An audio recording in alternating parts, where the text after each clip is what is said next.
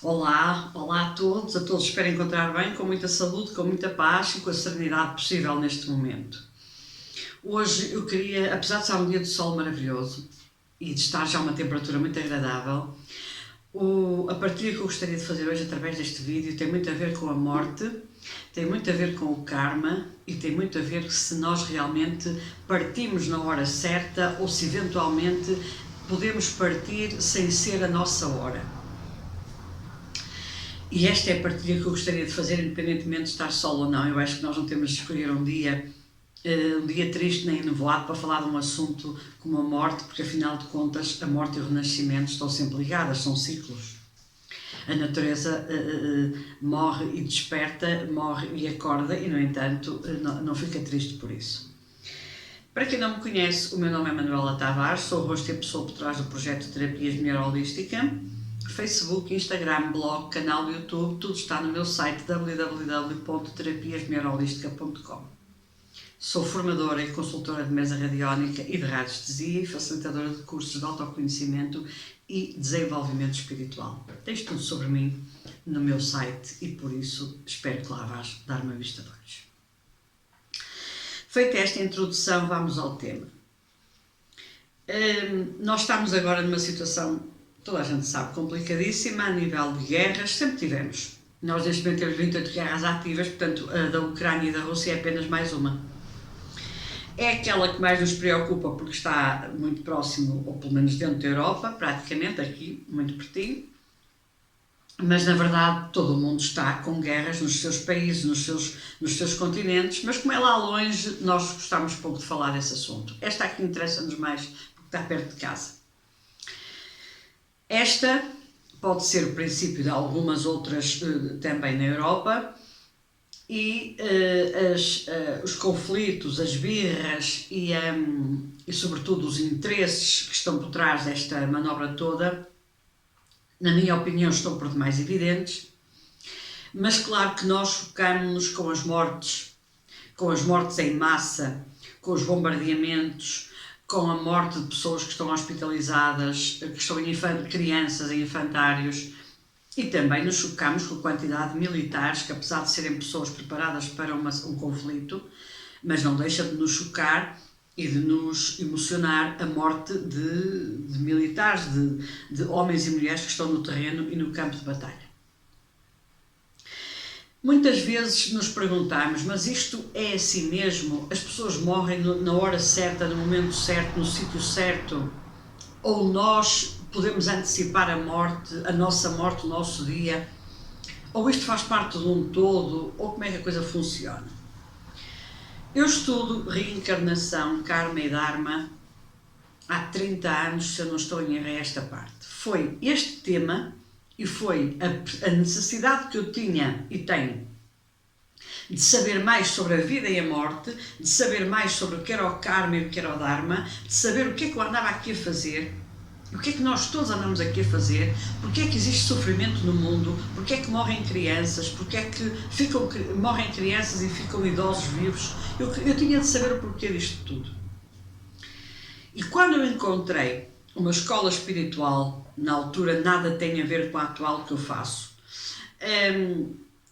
e também passei pelo budismo, etc., em que realmente encontrei grandes sábios e pessoas que me conseguiram, uns mortos, outros vivos, porque entretanto os mortos deixaram um legado em termos de ensino e de livros e de tudo mais extraordinário.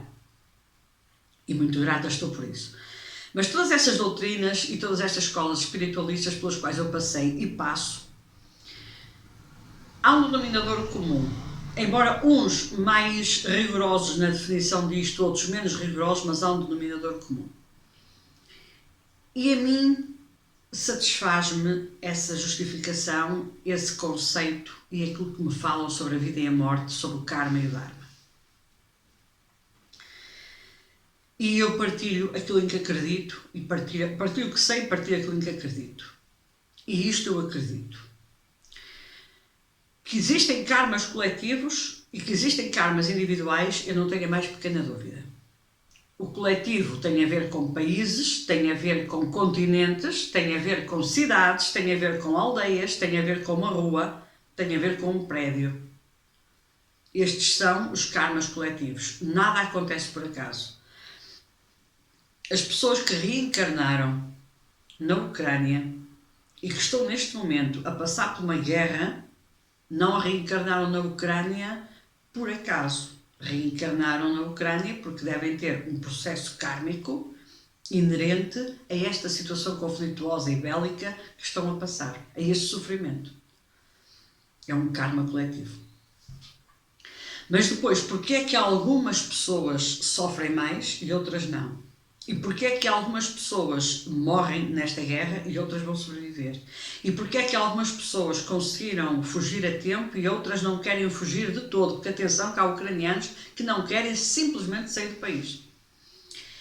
E porquê é que é agora e não foi ontem ou depois da manhã? Porque tudo tem uma razão de ser e esta teia retrincada que é o karma e o dharma de cada um e o karma e o dharma coletivo de uma comunidade inteira, chamemos de país, cidade, aldeia, não importa, continente, isto tudo tem um processo que está ligado entre todas as pessoas inerentes que habitam aquela região ou aquela cidade, não importa, e cada um de nós no nosso karma individual. Se cada um de nós soubesse o que foi em vidas passadas e porque é que está cá e o que é que veio cá transmutar, o que é que veio cá aprender, o que é que veio cá sublimar, que karma é que veio cá queimar, entenderia porque é que vive neste país e não naquele, porque é que está a ter este sofrimento e não aquele, porque é que está a passar por esta vicissitude e não aquela. O que quer que venha a acontecer, o que já aconteceu, tivemos essa experiência com Covid, porque é que numa cidade morreram imensas pessoas com Covid e algumas nem sequer foram contagiadas. Como é que numa casa, imaginemos 5 ou 6 pessoas, há 4 ou 5 que têm Covid e há 1 ou 2 que nunca tiveram, não conseguem ficar contaminados. Isto tudo, não há doença, não há desastre, não há desafio, não há sofrimento que não passe, na minha ótica, por uma justificação kármica. Não podemos banalizar a palavra, nem o conceito, mas temos que entender e interpretá-lo. Isso é fundamental. Os nossos comportamentos em vidas passadas, individuais e coletivos, transformam-nos em grupos que temos de reencarnar, se quisermos, em determinadas zonas do planeta, com determinado percurso para fazer, com determinadas faturas para pagar, com determinados resgates de alma para fazer, para concretizar.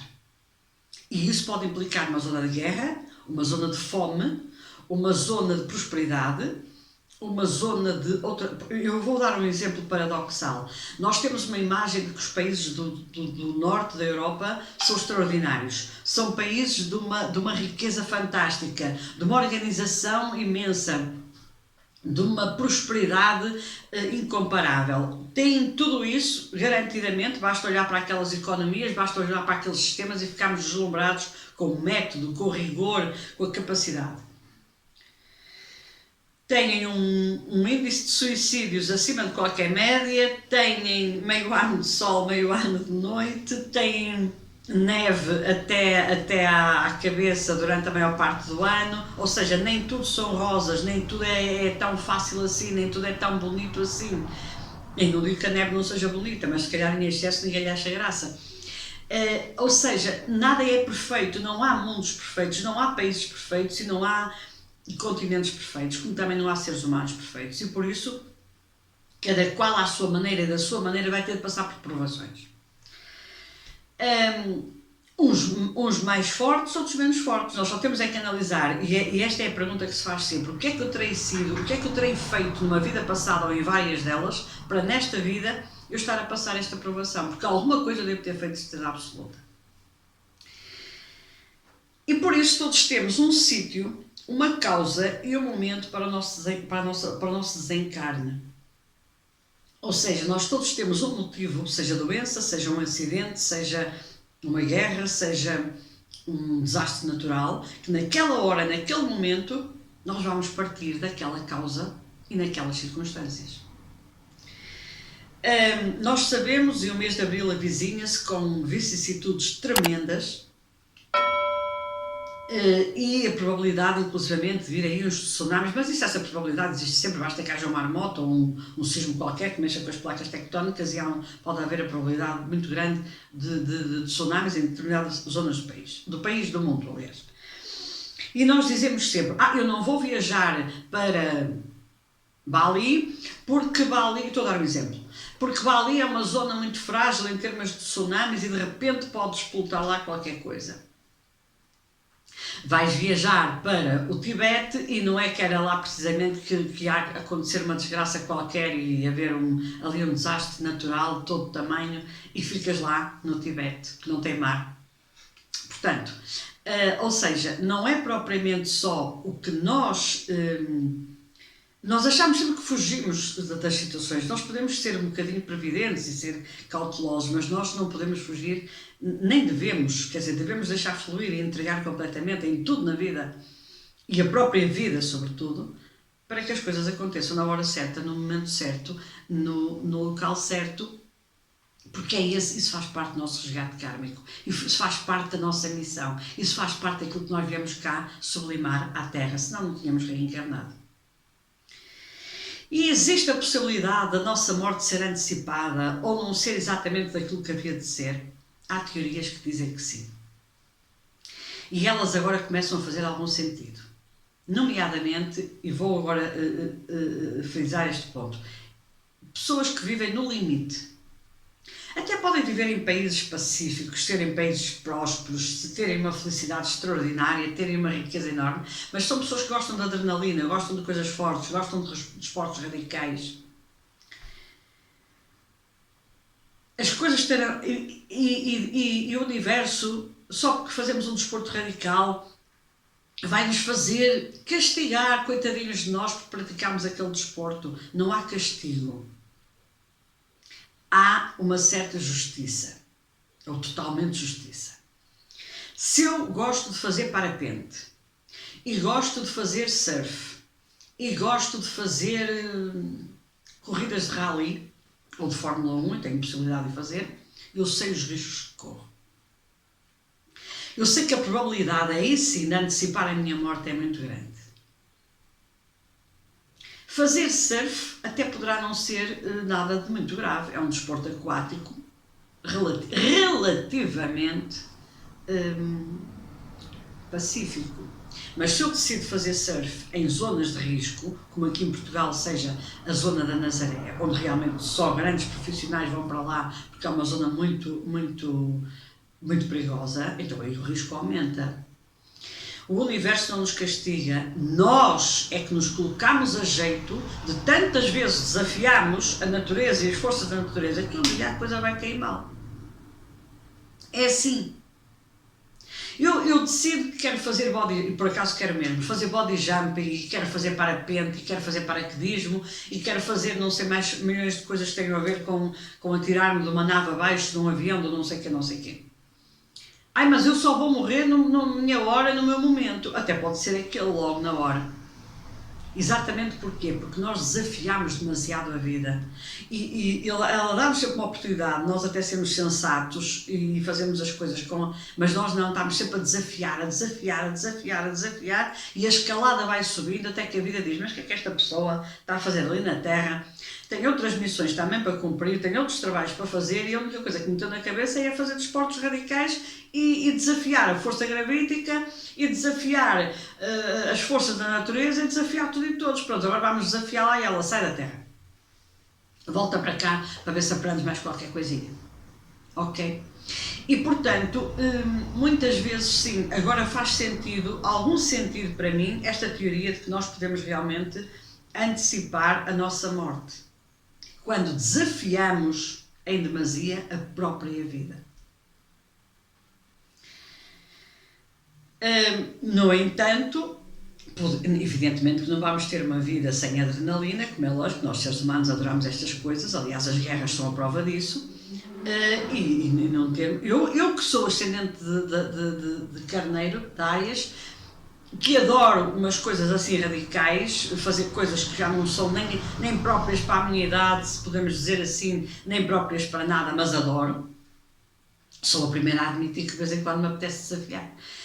Mas fazer disso um desafio constante, uma meta constante, um objetivo constante, também não. Não é por medo, será por respeito. Respeito à própria vida, respeito aos meus limites, respeito a tudo. Mais por aí.